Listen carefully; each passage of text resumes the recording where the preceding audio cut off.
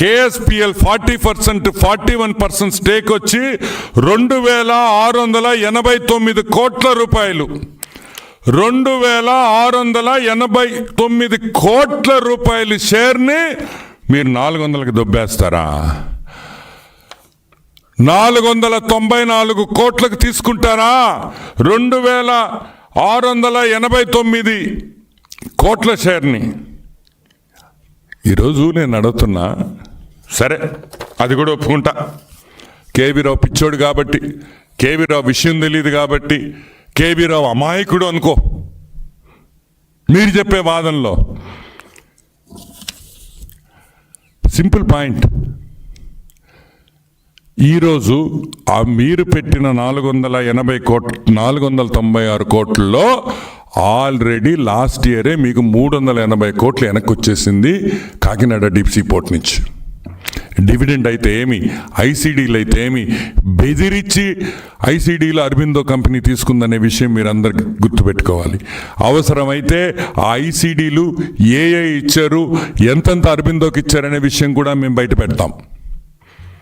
380 కోట్లకి last year మీరు పెట్టిన 494 కోట్లకి ఆల్రెడీ మీకు ఇంకొక 100 కోట్లు వచ్చేస్తే మీ డబ్బులు మీకు వచ్చేసినట్టు. అది కాకుండా కూడా ఐసీడీ డిపాజిట్లు మీరు కాకినాడ డీప్ సీ పోర్ట్లో ఆ కంపెనీ నుంచి మీరు ఐసీడీలు తీసుకున్నారనే విషయం బాగా గుర్తుపెట్టుకోవాలని కూడా నేను మనవి చేస్తూ ఉన్నాను. ఈరోజు మేము ఒకటే అడుగుతున్నాం, అసలు ఈ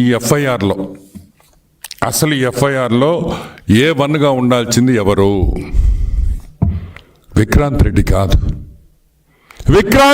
కాదు, YS Jaganmohan Reddy half ticket. ఈరోజు A1గా ఉండాల్సింది. ఈ విషయం నేను సిఐడి డిపార్ట్మెంట్కి, డిఐజీ గారికి, డీజీపీ గారికి అందరికీ నేను మనవి చేస్తున్నా. క్రియ అన్నీ కూడా వైఎస్ జగన్మోహన్ రెడ్డి అనే విషయం గుర్తుపెట్టుకోండి. వైఎస్ జగన్మోహన్ రెడ్డి అండ లేకపోతే కేవీ రావు ఈరోజు ఈ పరిస్థితుల్లో ఉండేవాడు కాదని కూడా నేను మనవి చేస్తూ ఉన్నా.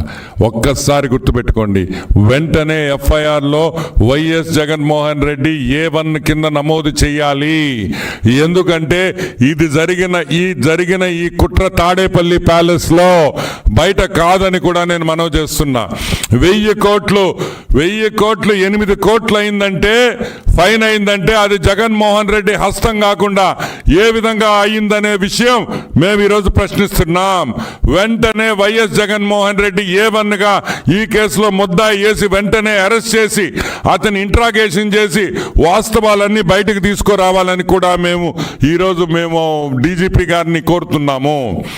ఇంకొక విషయం కూడా, ఇట్ ఈస్ నాట్ ఏదో డబ్బులు కంపెనీలు కాదు. ఈరోజు ఆంధ్ర రాష్ట్రంలో ఒక్క ఇండస్ట్రియలిస్ట్ని మనం రమ్మంటే వణికిపోతున్నారు భయంతో అని కూడా నేను మనవి చేస్తా ఉన్నా. ఈరోజు ఎవరినైనా పెద్ద కంపెనీ వాళ్ళకి రాండి అంటే మాకు ఇక్కడ స్వేచ్ఛ లేదు, భయము. ఈ విధంగా జరిగింది. జగన్మోహన్ రెడ్డి టైంలో కత్తులు, గిత్తులు, బెదిరింపులు, డబ్బులు. మేము ఇక్కడ ఈ ఊరంటేనే ఆఖరాకి పెద్ద ఆఫీసర్స్ కూడా వచ్చేదానికి సిద్ధంగా లేరంటే ఈరోజు చంద్రబాబు నాయుడు గారు బతిమలాడాల్సి వస్తుంది. ఈరోజు ఏపీ గవర్నమెంట్ ఇండస్ట్రియలిస్ట్ని బతిమలాడే పొజిషన్లో మేము ఉన్నామని కూడా నేను మనవి చేస్తా ఉన్నా.